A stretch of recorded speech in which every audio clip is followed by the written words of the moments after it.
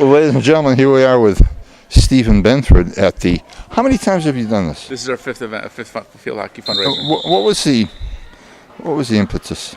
My daughter passed. My daughter Abby died from an anaphylactic reaction to food. That's an allergic reaction to food. In 2013 at our home in Hopkinton.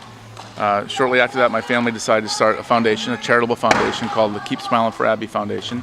Abby played field hockey at Hopkinton High School. She was a sophomore when she passed away. So we stayed connected to the field hockey community. That community provided incredible support to me and my family. So we started a foundation with the eye toward funding research. And since Abby was a field hockey player and the community provides such great support to us, we thought as a field hockey fundraising event would be a fun way to raise money to fund our goals. And who's playing today? We have sort of two different things going on here today at Teamworks in Northborough. It's August 4th. We have sort of our traditional model where we have the Hopkinton parents of the field hockey program playing community leaders. So we have folks from Little League, folks from the Parks and Rec department. Jay Gulfey leads the Parks and Rec group. We've got Don Lehman was a Little League guy for a while. He's on the parents team. Actually, his daughter plays in the team. On the community leaders, we have the fire chief, some firefighters, a couple of police officers playing. On the community leaders, they play the parents of the program. They play a sort of abbreviated game with an oversized ball. It's fun for the parents to sort of relate to their daughters.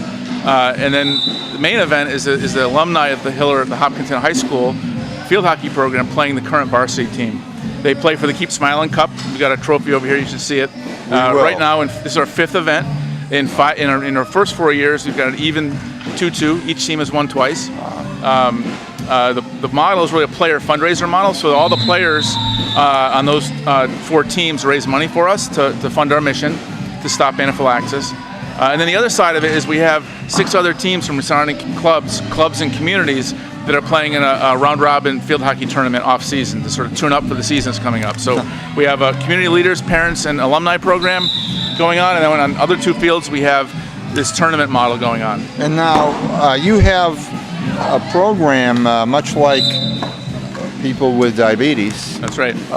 Where they have an early warning system. That's where right. they check their blood. That's right. Quite frequently, maybe before or after dinner. I'm not entirely sure how they do it.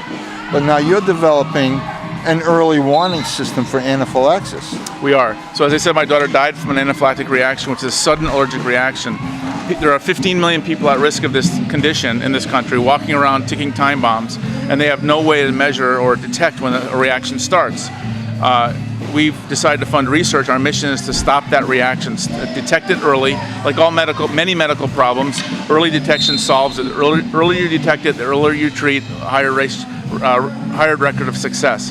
So we fund research at a lab associated with Harvard called the Wyss Institute, WISS, at Harvard, to create a device that will detect the chemical and biophysical symptoms as they start to happen inside of a patient. So our vision is that an at-risk patient would wear this device and have a continuous monitor, much like the diabetic model where they've got the pump on the side with the lead going into their hip that's monitoring blood glucose and injecting insulin to manage their diabetes. We envision a scenario where an at-risk patient would have the Abbie device on them and it would be monitoring their physiological and biochemical status. And you know, I explained this to a young person just the other day that to be kind of conscious about who they share their fork with. And the reason is, I explained that although you don't have symptoms right now, you could have a cold or something else that you could transmit.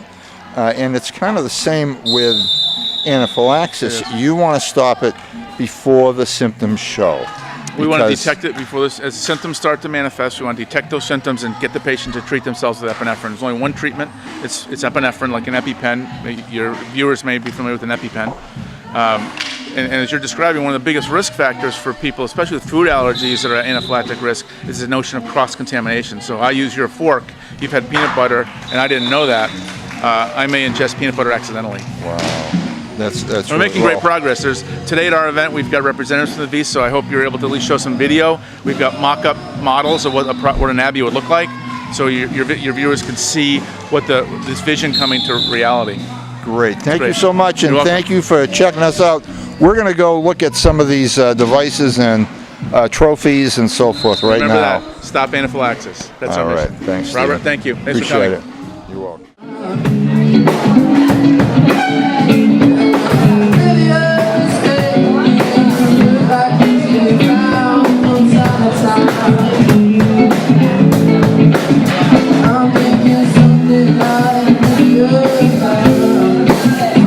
Thank you.